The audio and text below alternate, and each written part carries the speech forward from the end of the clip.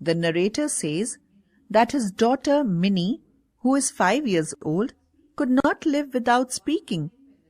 One morning when the narrator was writing the 17th chapter of his new novel, she came in and putting her hand into his and asked many questions.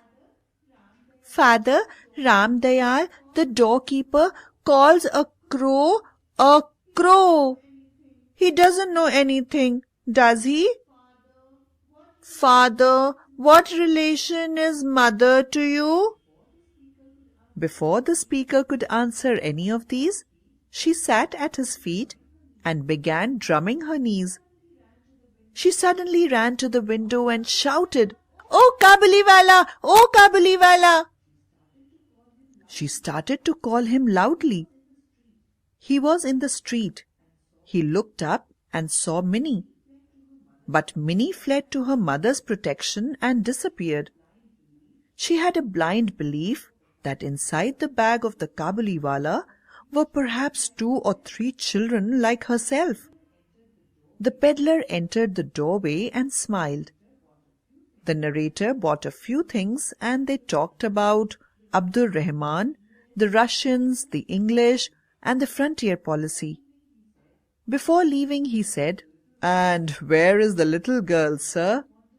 The narrator wanted Minnie to get rid of her false fear, and he had her brought out. She stood close to his chair and looked at the Kabuliwala and his bag.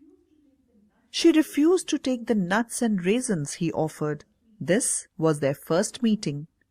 One morning, a few days later, the narrator was surprised to see Minnie seated on a bench near the door, laughing and talking with the great Kabuliwala sitting at her feet. The corner of her little sari was stuffed with almonds and raisins. She had never found a patient listener like him, save her father. Now Minnie and Kabuliwala became great friends. The Kabuliwala had overcome the child's fear by giving nuts and almonds. They would often share quaint jokes. He would ask her, "Well, little one, and when are you going to your father-in-law's house?" She would ask, "Are you going there?" Among the men of Kabuliwala's class, father-in-law's house meant the jail. Minnie and Kabuliwala spent much time together. Kabuliwala would always find time to come and meet Minnie. One morning there was an uproar in the street, and looking out, the narrator saw Rahman being led away by 2 policemen. Minnie shouted, "Oh Kabuliwala, are you going to the father-in-law's house?"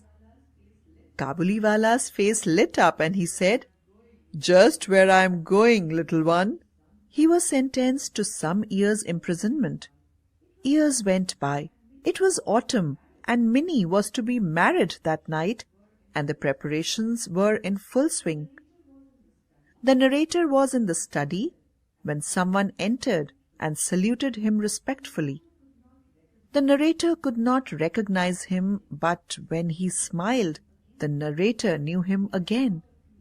He had brought a few almonds, raisins, and grapes wrapped in a paper. He had been released from jail the previous day and had come to see Minnie.